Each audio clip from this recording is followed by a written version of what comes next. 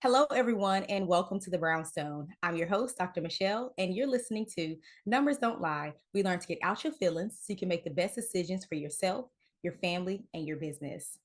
I am super excited about today's episode because it's like a reunion, reunited and it feels so good.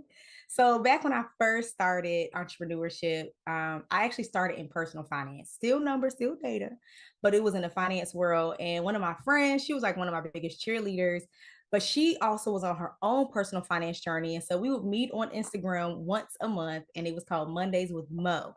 So I have brought Mo back this time, but it's not about money. It's about what she actually does in real life for her career, which is in education. So for those of you the first time listen to me, I'm a former educator. Mo is a current educator. And so she's going to give us an inside peek about what the climate looks like today at the elementary level, how does success look for that level, and what can the community do to better support the students, faculty, and staff. I'm excited, y'all. I don't know how this is gonna go. Her and I cut up sometimes. So we're gonna try to stay focused. Okay. So without further ado, please welcome my friend Monisha Whitfield. On a show, like they should be applauding me when I come in. I'll listen. I'll add some applause in there. Hey, I'll add some Dr. applause. Michelle, Hey girl, hey. how you doing? I'm good. How are you?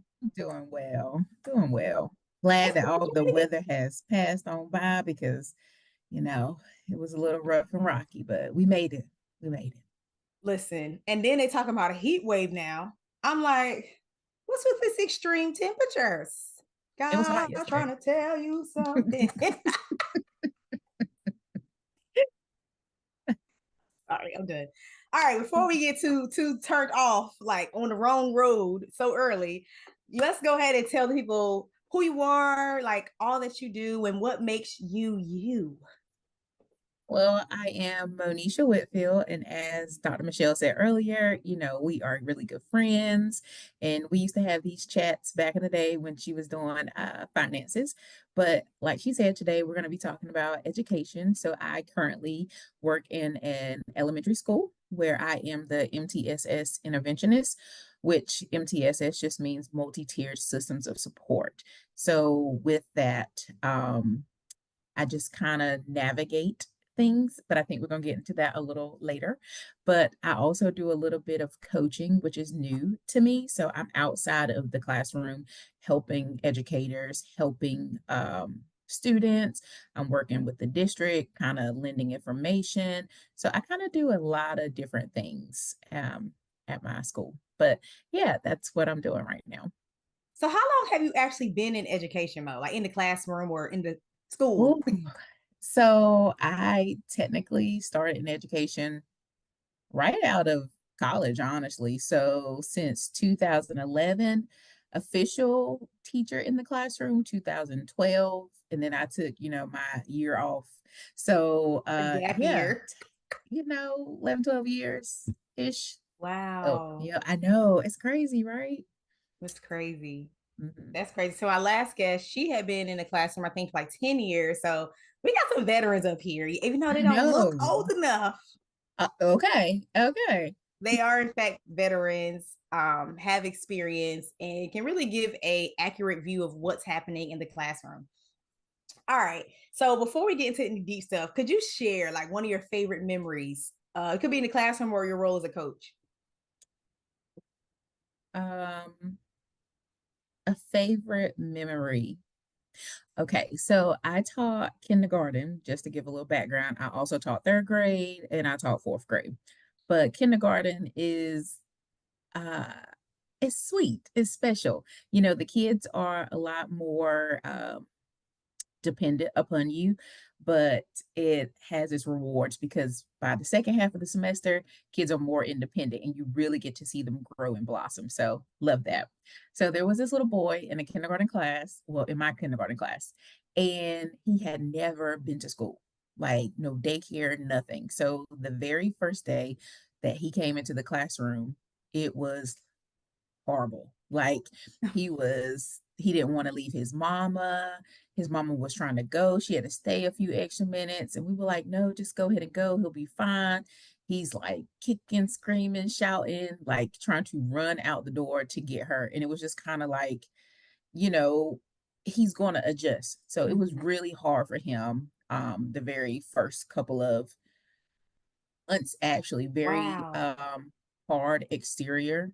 Like you have this little 5-year-old who has so much anger and aggression and just tries to be so macho. And by the end of the year, he was just this whole different kid. He was smiling, where in the beginning, his face was always just very strong and I'm mad and angry.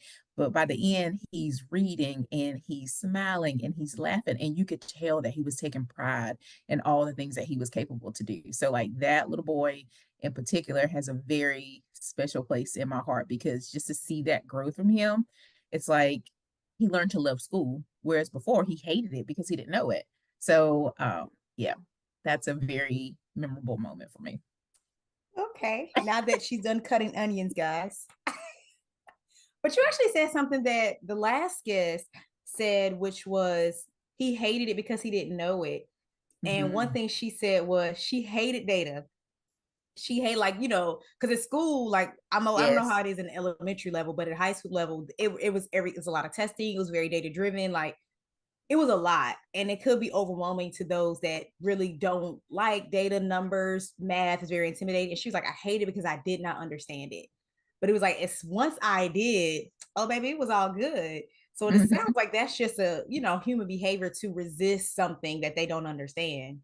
Yes, for sure. When you're talking about data within the elementary world, just in education altogether, we always talk about like we're more than a number or we're more than a letter grade. For people that don't know, schools are graded, especially in elementary, they are graded, but on their performance, Mm-hmm. right?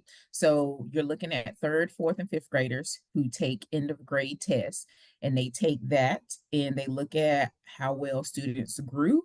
And then they also look at if students met expectations. So pretty much third, fourth, and fifth grade, what some teachers like to say is our school score is just based on that, but actually it's not.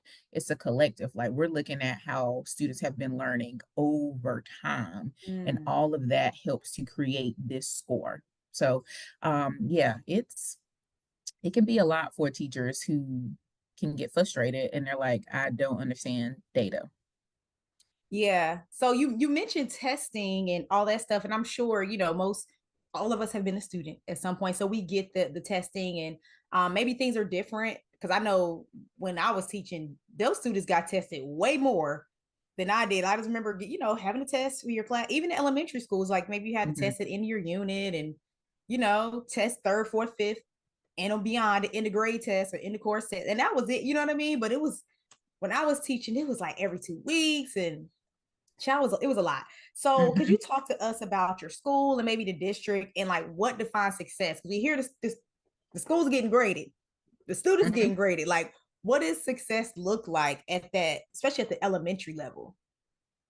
So, pretty much like I said, we get this letter grade. And then, of course, from your district, my district in particular, you have a superintendent who has set a goal for all of Okay. the schools in the county. Like, all the schools in the county will be a C and above, right? And so you're looking at some schools which are impoverished. That are performing below grade level. And what I mean by that is schools that have kids that come from backgrounds where they may have a home, they may not have a home. They may have the resources that they need, they may not. And so for us, we look at success overall, realistically speaking. They're Wow. looking at this number, at this Mm-hmm. grade. But for us as a school in our unit, we're looking at our growth. Yeah. Like, how are we growing kids? Because if I'm at a F and I'm trying to get to a C, I have to close that gap, but it's not going to happen by taking these large amount of steps. Like, you have to make Right. realistic goals and you have to put in actionable measures so that you can reach this. So ultimately, if we're growing, that Mm-hmm. means we're going to reach that goal. And Yeah. so for us, we're really looking at how much growth we're making, because at my school, we have a lot of gaps. Some kids come not ever going to school.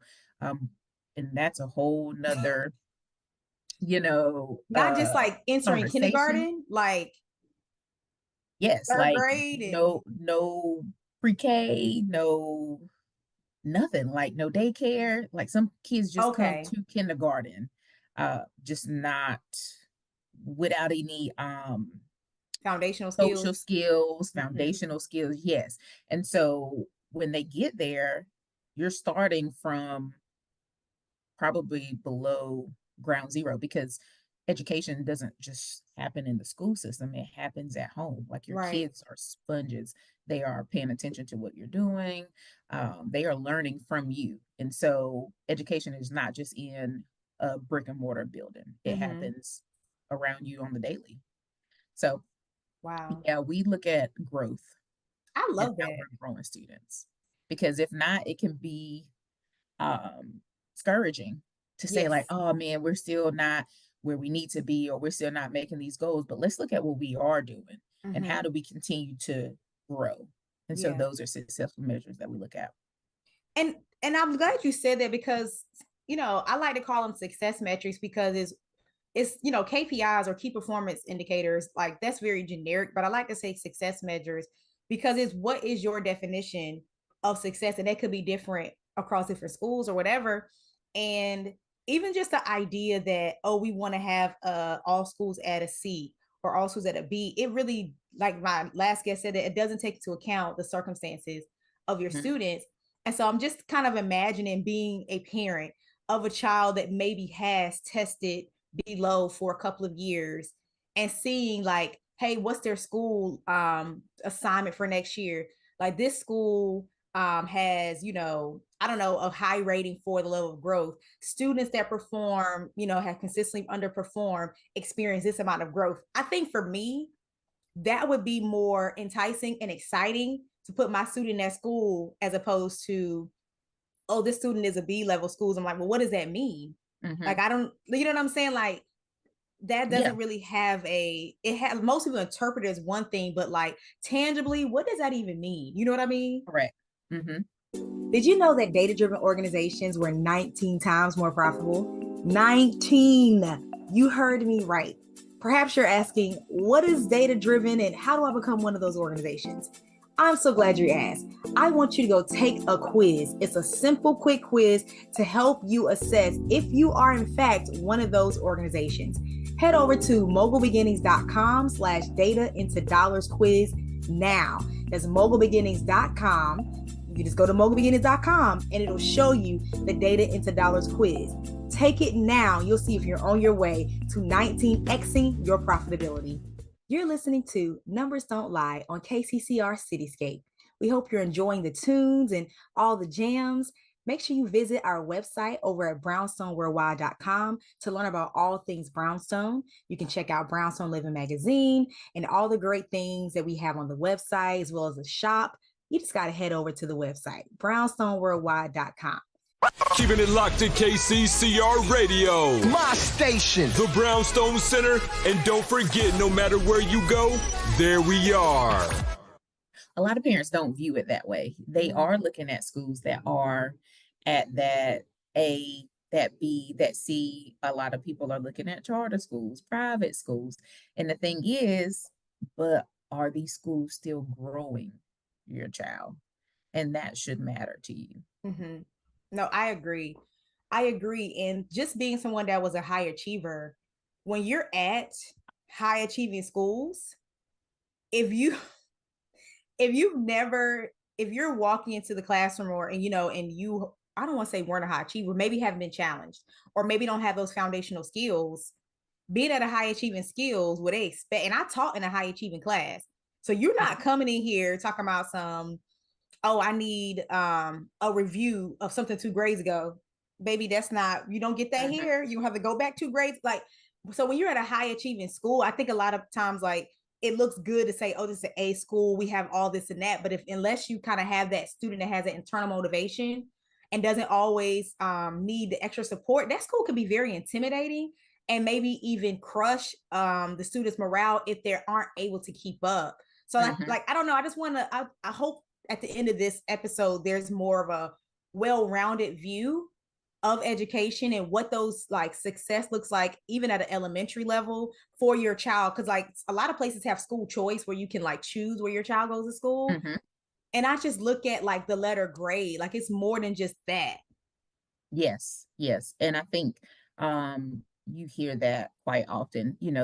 I've heard, just, being honest, I've heard situations where parents are, I'm going to take my child out of this school and put them in this school, or, I'm not going to do that because this environment is great for my kid. My kid loves school. I like what the staff does. I like the principal, XYZ. So it's not just about, um, you know, this letter grade, but it's about how are you being treated? What is the culture of the school? Culture and climate is a very big um, thing when it comes to schools. So Yeah, it's not just about academics, but how do I feel as a parent? How does my child feel in the school? What is the communication like here? So those things matter.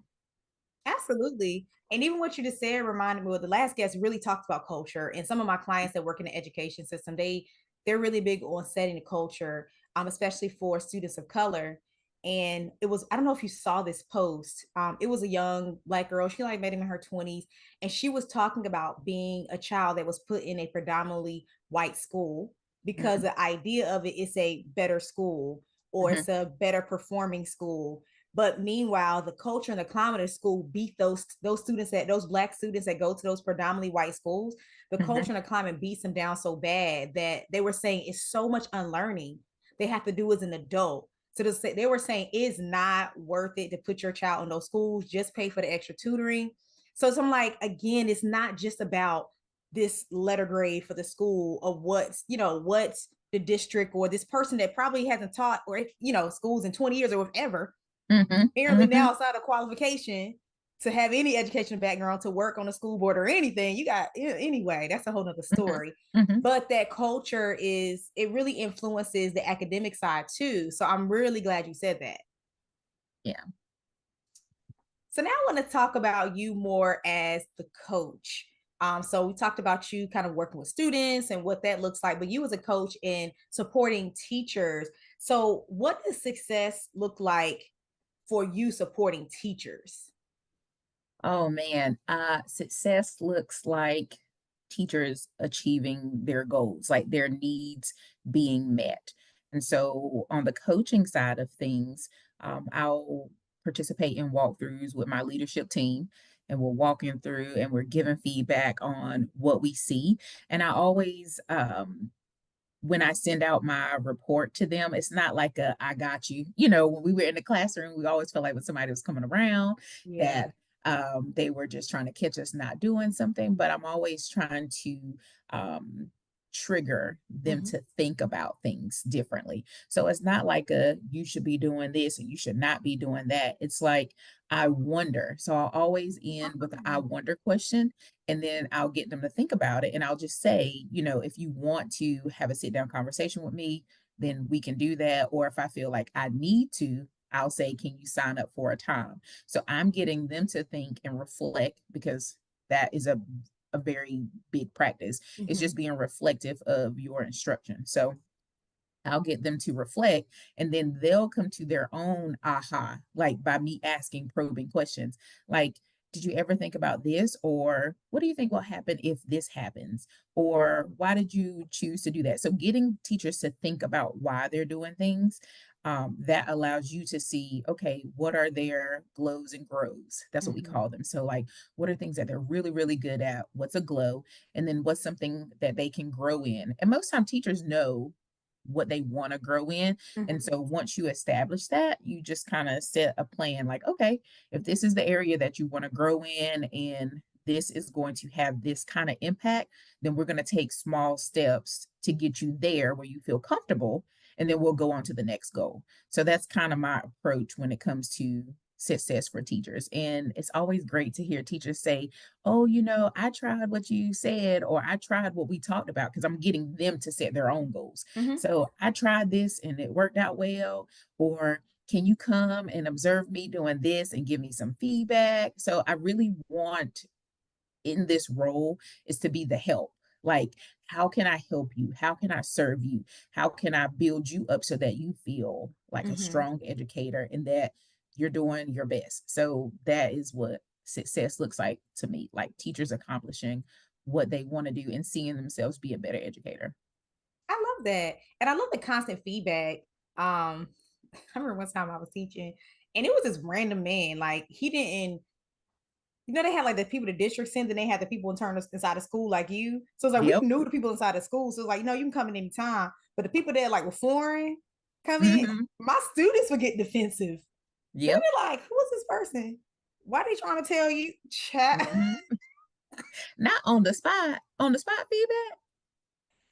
It wasn't on the spot, but they just didn't like him being in there. Okay. He Yeah. would give me Yeah. feedback later, but it was like you said, the idea of somebody observing you, it always seems like they're trying to catch you. And Yeah. so they would like be offended for me. They're like, who is this person?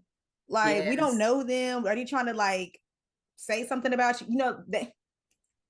Okay, this is the last thing. And Okay. I'm gonna let you go on about yourself. So we talked about your role as a teacher, as a coach, assisting other teachers, and even diversity in your school, inclusion. Um, Now I want you, I guess, to think about how the community and these community organizations could actually be a better support to students as well as faculty. So I work with different like I guess they're educational organizations where they do support students, and a lot of times they end up supporting the teachers as well and the administrators, Hmm. because as administrators they got a heavy load on their back.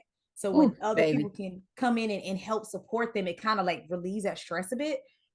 So I guess just thinking about your experience, like what are ways that these community organizations really come in and help these students and the faculty and staff, like help these students reach these goals? Hmm. So with our school, we actually took inventory of all of our community partnerships. We Wow. have a family liaison person at our campus, and she does a good job of getting people to come in to donate things. So one of the things that we have a church that's donating snacks to our school, and so each classroom we give them a snack bin because not all kids can afford to bring snack, or Right. maybe, for whatever reason, the parent is not sending a snack with them, right?